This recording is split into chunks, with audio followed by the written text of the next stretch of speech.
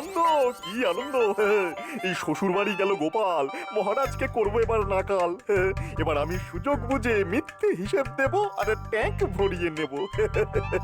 বলি কি ব্যাপার গো, সাত সকালে এত আনন্দ কিসের? ইনি গো, গোপাল শ্বশুর বাড়ি গেছে তার মানে তো ময়দান ফাঁকা। আর আমি একমাত্র খেলোয়াড়। মহারাজের মাথায় হাত বুলিয়ে দেখো না কিভাবে দু হাতে কামিয়ে নি। তাহলে তাহলে আমার একটা বিচ্ছে হার হবে তো? বিছে হার? না না, ওসব বিছে হার আমি তোমায় দেবো না। কেন? বিছে হার খুব খারাপ, যদি টুকুস করে তোমার এই নরম গলায় কামড়ে দেয়। তার চাইতে আমি তোমায় বড় দেখে একটা নেকলেস দেব। ওরে বাবা, ওরে বাবা, তুমি না যেমন দুষ্টু তেমনি ভালো।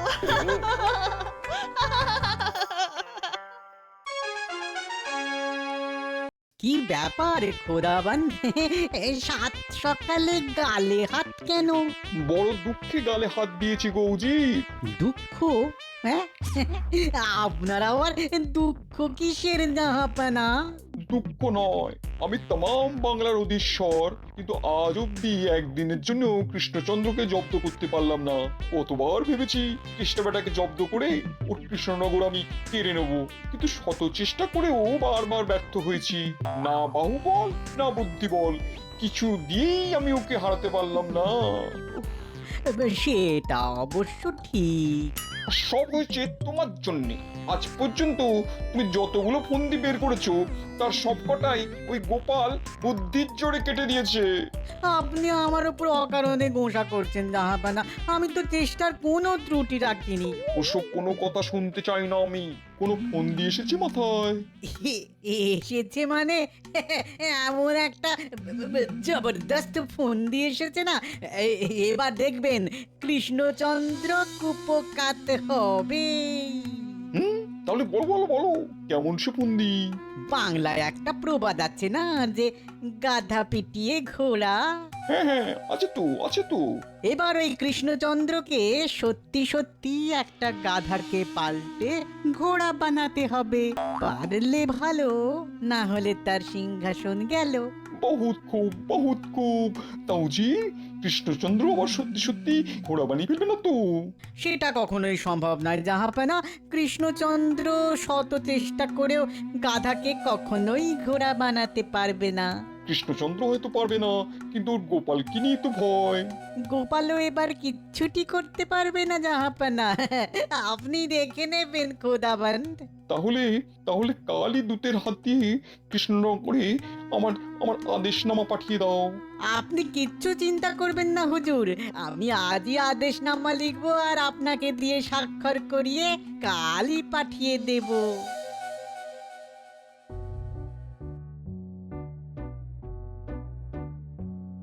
মহারাজকে এমন বিমর্ষ দেখি কেন? আসলে দুদিন গোপাল তো রাজসভায় আসেনি, তাই সবকিছু যেন কেমন খাঁ খাঁ করছে। কি খবর দূত? মুর্শিদাবাদের সব কুশল তো? হ্যাঁ মহারাজ কৃষ্ণচন্দ্র, মুর্শিদাবাদের সব কুশল। নবাব বাহাদুর আপনাদের একটা আদেশপত্র পাঠিয়েছেন। মন্ত্রী, পড়ো পড়ো। কৃষ্ণচন্দ্র, কোন রকম ভূমিকা না করে সরাসরি বলি, বাংলায় একটা প্রবাদ আছে যে গাধা পিটিয়ে ঘোড়া। এবার বাস্তবে তোমায় একটি গাধাকে ঘোড়ায় পরিণত করতে হবে। পারলে 10 বছরের জন্য খাজনা মুকুব, আর না পারলে 10 বছরের জন্য তুমি সিংহাসনচ্যুত হবে। যাই হোক, কালই তোমার মনোনীত কাউকে মুর্শিদাবাদে পাঠিয়ে দিও, যে এখানে এসে আমার একটি গাধাকে ঘোড়া বানিয়ে ফেলবে। এবার তাহলে আমি আসি মহারাজ। ব্যাস হয়ে গেল, আমার সাধের সিংহাসন এবার বুঝি চলে গেল। এই কথা কেন বলছেন মহারাজ? বলছি এই জন্য যে গোপাল তো এখন কৃষ্ণনগরে নেই। গোপাল নেই তো কি হলো, আমাদের মহামান্য মহামন্ত্রী তো আছেন। হ্যাঁ তাও তো ঠিক। তাহলে তাহলে যাও মন্ত্রী, যাও কালই মুর্শিদাবাদ গিয়ে গাধা পাল্টে ঘোড়া বানিয়ে এসো। এ আবার কিরকম কথা মহারাজ? গাধা কি আবার ঘোড়া হয় নাকি? সেটা আমিও জানি, তবুও তোমায় যেতে হবে। আর কাজ দিয়ে প্রমাণ করে আসতে হবে যে তুমি গোপালের থেকে কোনো অংশেই কম নও।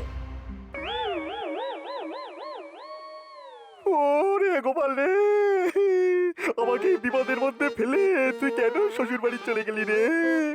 ওরে আমি এখন কি করব রে? বুদ্ধির খেলায় তুই বুড়ো বট গাছ আর আমি হলাম শিউলি গাছের চারা মাত্র।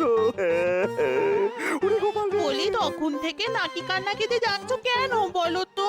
সে তুমি বুঝবে না গিন্নি, সে তুমি বুঝবে না। ওরে বাবা রে, কি মহা ফাঁপড়ে পড়লাম আমি। গাধা আবার ঘোড়া হয় নাকি? খালি চোখে হয়তো যায় না, কিন্তু গোপালের মতো বুদ্ধি থাকলে তুমিও ঠিক নবাবকে হারিয়ে দিয়ে আসতে পারতে। আরে ধুর, তুমি থামো তো। দেখো, আমার ওপর বেশি তম্বি না দেখে যা বলছি শোনো। গাধাকে ঘোড়া বানানো কথার কথা হলেও আমার মনে হয় সত্যি। সত্যি? সত্যি না হলে কথাটা এত দিন ধরে লোকের মুখে মুখে ঘুরবে কেন? হ্যাঁ, এটাও তো ভেবে দেখা দরকার। তাই বলছি, কাল মুর্শিদাবাদ যাওয়ার আগে আমার সঙ্গে একবার গুনিন বাবার কাছে চলো। তার সঙ্গে আমার কথা হয়ে গেছে। কি কথা হয়ে গেছে? তিনি তোমাকে একটা মন্ত্রপুত লাঠি দেবেন। সেই লাঠি দিয়ে গাধার পিঠে স্পর্শ করলেই গাধা ঘোড়া হয়ে যাবে। সত্যি? সত্যি গো সত্যি। দেখো, বুদ্ধি দিয়ে যে কাজ করা যায় না, অনেক সময় মন্ত্রের জোরে সেই কাজে সফল হওয়া যায়। চলো তাহলে তোমার গুনিন বাবার কাছে চলো। এলকি বিলকি চিলকি, লাঠির ভিতরে মন্ত্র মারলে জোরে গাধা হারে ঘোড়া, ছুটবে জোরে বহু দূরে, ইঞ্চি বিঞ্চি কিঞ্চি ব্রুম ব্রুম ব্রুম। যা যা, এই লাঠিটাকে মন্ত্র পুতা করে দিলাম। এই লাঠি দিয়ে গাধার পিঠে মোলায়েম ভাবে স্পর্শ করলেই সে ঘোড়া হয়ে যাবে। এই ইঞ্চি পিঞ্চি দে দে দে, 10টা স্বর্ণ মুদ্রা দে। দে দে দে দে। বাবা, এক ধাক্কায় 10টা স্বর্ণ মুদ্রা? গুনে গুনে 10টি দিতে হলে দে, না হলে বাড়ি চলে যা। যা যা যা। কাজ হবে তো বাবা? হবে রে মা, হবে। আরে ইঞ্চি বিঞ্চি কিঞ্চি দে দে, 10টি স্বর্ণ মুদ্রা দে, এক্ষুনি দে। বুঝলি মন্ত্রী, নবাব তোকে যে গাধাটা দেবে তার পিঠে এই লাঠিটা বোলাবি। গাধা সুশুরির চোটে দাঁড়িয়ে থাকতে না পেরে ঘোড়ার মতো দৌড়বে দৌড়বে দৌড়বে। আর ঘোড়ার মতো দৌড়লেই তাকে সকলে ঘোড়া বলে মেনে নেবে।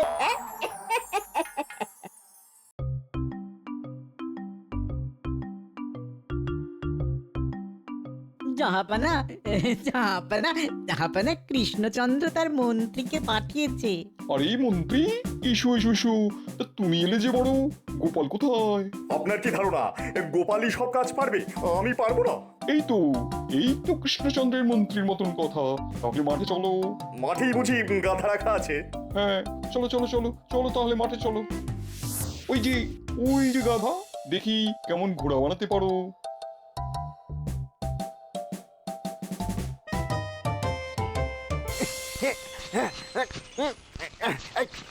কি হলো মন্ত্রী, গাধা তো ঘোড়া হলো না। না হুজুর, আপনার গাধা খুব পাজি। দাঁড়িয়ে দাঁড়িয়ে সুরসুরি খেলো, কিন্তু ঘোড়ার মতো একটুও ছুটলো না। উল্টে ওকে সুরসুরি দিতে দিতে আমারই হাত ব্যথা হয়ে গেল। ওরে বাবা। ভালোই হলো, উজির মন্ত্রীকে কারাগারে নিয়ে যাও। কেন মহারাজ? ঘোড়া তো বানাতেই পারলে না, উল্টে আমার গাধাকে সুরসুরি দেওয়ার জন্য তোমার কারাবাস হলো। ওরে বাবা, একেবারে কারাবাস? হ্যাঁ, কারাবাস। উজি, কৃষ্ণচন্দ্রকে আরেকটা সুযোগ দিতে চাই আমি। একদিনের মধ্যে যদি ঘোড়া বানাতে পারি তাহলে ভালো, না হলে ওর 12টা বাজলো।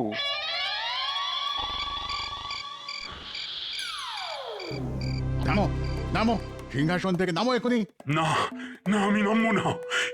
এই সিংহাসন আমার। একদিন তোমার ছিল, কিন্তু এখন আর নেই। তুমি এখন ভিখারি হয়ে গেছো কৃষ্ণচন্দ্র। নামো নামো নামো। এখন থেকে এই সিংহাসনে আমি বসবো আর নবাব বাহাদুরের নির্দেশে রাজ্য চালাবো। না, কখনোই না। গোপাল, ছেড়ে দাও মহারাজকে। বাবা গো! ও বাবারে, কি হলো? এমন করে উঠে বসলে কেন? বিপদ, মহারাজের খুব বিপদ। মহারাজের বিপদ মানে? কে বললো? খুব একটা খারাপ স্বপ্ন দেখলাম গিন্নি। দেখলাম মহারাজকে সিংহাসন থেকে টেনে নামানো হচ্ছে। আর তো এসব এসব দুঃস্বপ্ন। না গো গিন্নি, দুঃস্বপ্ন বলে উড়িয়ে দিলে চলবে না। আমার মন বলছে মহারাজের নিশ্চয় কোনো বিপদ হয়েছে। শোনো, কালই আমি কৃষ্ণনগর ফিরে যাব। এই তো এলে, এরই মধ্যে ফিরে যাবে? হ্যাঁ গিন্নি, এছাড়া আর কোনো উপায় নেই। এত চিন্তা হচ্ছে যে কি বলবো। আজ একদিন হয়ে গেল মন্ত্রী গেছে, কিন্তু মুর্শিদাবাদে যে কি হচ্ছে তার কোনো খবরই পেলাম না। ওফ, মন্ত্রী যে ওদিকে কি করছে। কি খবর দূত? খবর ভালো নয় মহারাজ। আপনার মন্ত্রী গাধাকে পাল্টে ঘোড়া করতে পারেনি, উল্টে নবাব বাহাদুর আপনার মন্ত্রীকে কারাগারে পাঠিয়েছেন। হ্যাঁ, তাহলে কি আমি সিংহাসনচ্যুত হলাম? এখনো হননি। নবাব বাহাদুর আপনাকে আর একটা সুযোগ দিয়েছেন, তবে মাত্র একদিনের জন্যই। হায় হায় হায়, মাত্র একদিন! এ তো পাওয়াও যা, না পাওয়াও তাই। হায় হায় হায়, গোপালও তো নেই। কে যে এখন আমাকে এই মহা বিপদ থেকে উদ্ধার করবে? মহারাজ, এই তো গোপাল।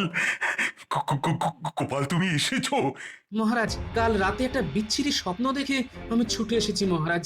স্বপ্ন নয় গোপাল, এটা বাস্তব বাস্তব।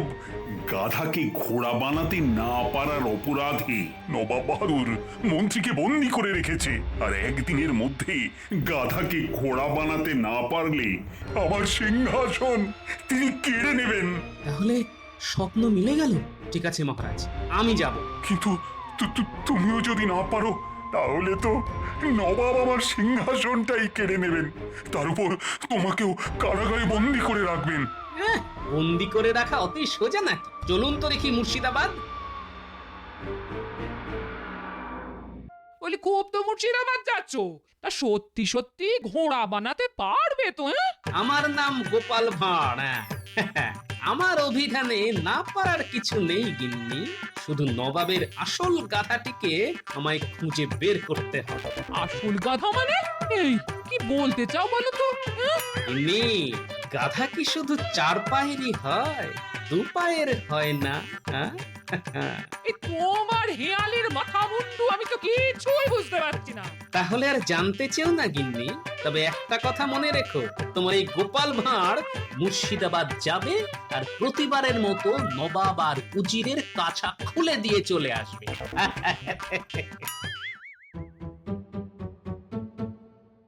উজির, কৃষ্ণচন্দ্র মনে হয় রণে ভঙ্গ দিয়েছে। দেবেই তো জাহাপানা। এবারে এমন একটা ফন্দি বের করেছি না যে ওই জাল কেটে বেরোনো কৃষ্ণচন্দ্রের পক্ষে একেবারে অসম্ভব। এখন শুধু আদেশ করুন, কৃষ্ণনগরে গিয়ে একেবারে ঘর ধরে টেনে ওই কৃষ্ণচন্দ্রকে সিংহাসন থেকে নামাই। আর এখন আমি ওখানকার রাজা হয়ে বসবো। কিন্তু একটা খটকা কেমন মনের ভেতরে খচখচ করছে। কিসের খটকা খোদাবান? এত কাণ্ড ঘটে গেল, অথচ গোপাল একবারের জন্য তো এলো না। আসলে গোপালকে হারাতে না পারলে এই খেলার মজাটাই তো জমলো না। আসলে ব্যাপারটা কি হয়েছে জানেন তো? এবারে এমন একটা শক্ত ফন্দি এঁটেছি যে গোপাল ভালো করেই বুঝতে পেরেছে এবার আর ওর পরিত্রাণের কোনো উপায় নেই।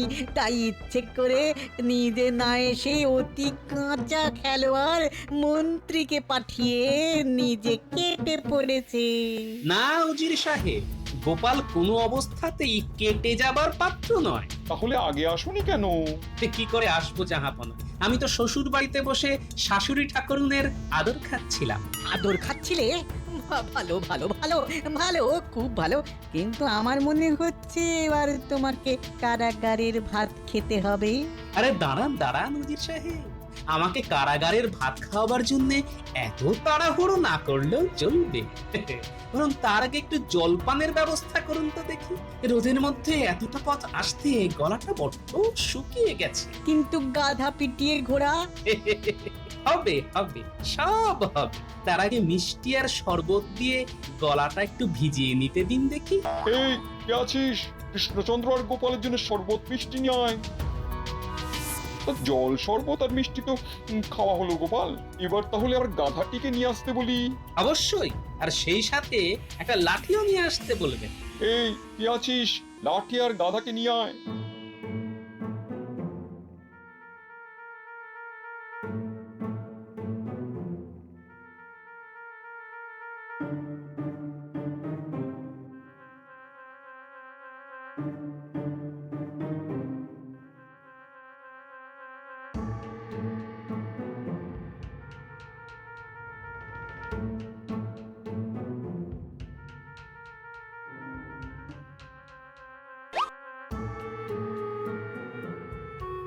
কি হলো গোপাল, গাধাকে অমন করে কি দেখছো?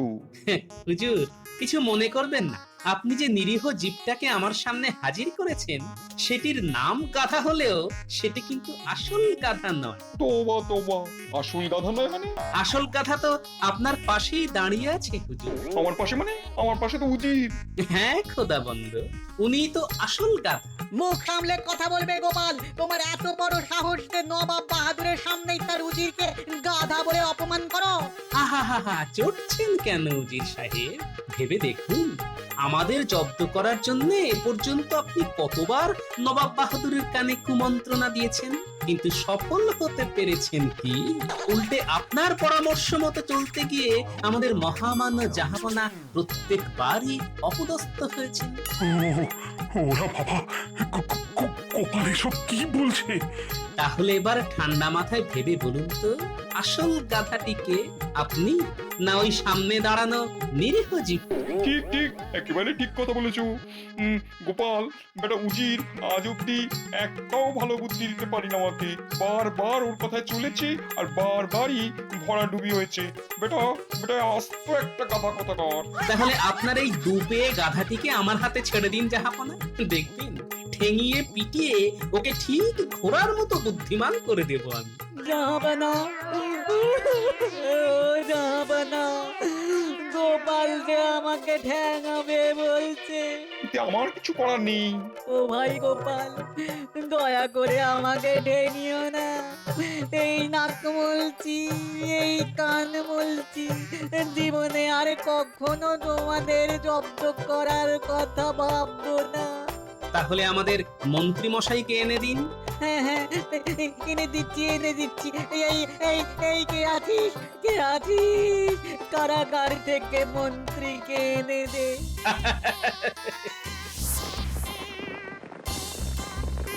সত্যি সত্যি গোপাল, তোমার তুলনা নেই। ভাগ্যিস তুমি এসে পড়েছিলে, তাই তাই তো এই রাতটা রক্ষা পেলাম। না হলে তো রাজ্যপাল খুইয়ে এতক্ষণে আমাকে পথে বসতে হতো। আচ্ছা মহারাজ, নবাবের গাধা যদি উজির হয় তাহলে আপনার গাধাটিকে? কে আবার? আমার এই মন্ত্রী।